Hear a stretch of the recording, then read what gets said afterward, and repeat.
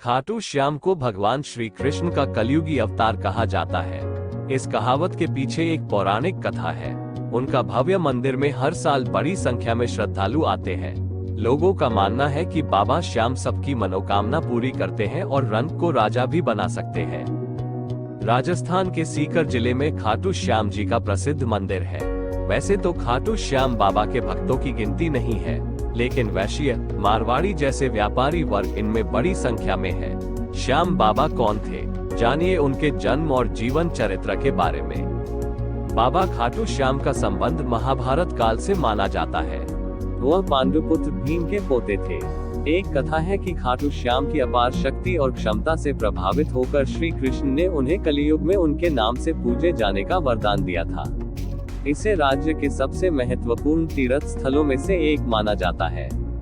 हिंदू पौराणिक कथाओं के अनुसार खाटू श्याम जी घटोत्कच के पुत्र बर्बरीक के अवतार हैं। ऐसा कहा जाता है कि जो भक्त अपने दिल की गहराई से उनके नाम का उच्चारण करते हैं, वे धन्य हो जाते हैं, और अगर वे इसे सच्ची भक्ति के साथ करते हैं तो उनके संकट दूर हो जाते हैं। कहा जाता है कि जन्म के समय बर्बरीक के बाल बब्बर सिंह के समान थे, इसलिए उसका नाम बर्बरीक रखा गया।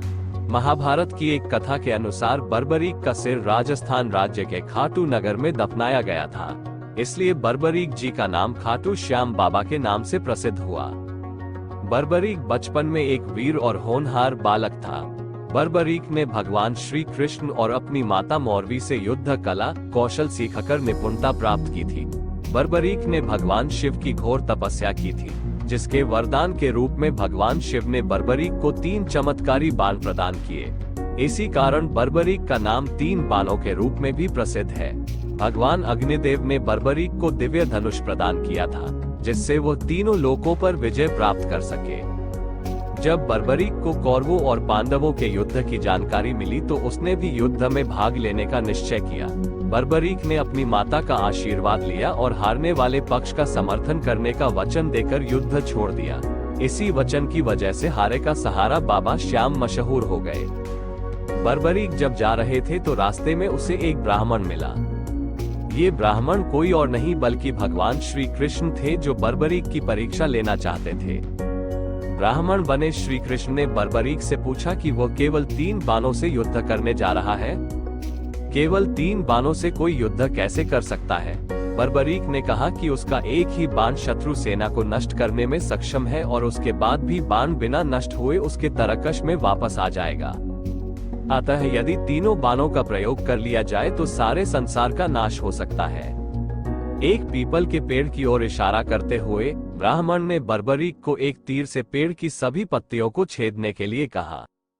बर्बरीक ने भगवान का ध्यान करके बाण छोड़ दिया। उस बाण ने पीपल के सभी पत्तों को भेद दिया और उसके बाद वह बाण ब्राह्मण बने कृष्ण के चरणों में घूमने लगा। दरअसल कृष्ण ने अपने पैरों के नीचे एक पत्ता छिपा रखा था।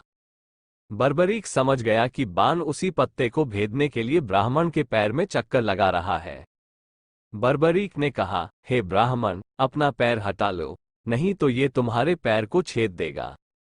बर्बरीक की वीरता से श्री कृष्ण प्रसन्न हुए। उसने पूछा कि बर्बरीक किस ओर से युद्ध करेगा। बर्बरीक ने कहा कि उसने लड़ने के लिए एक पक्ष तय कर लिया।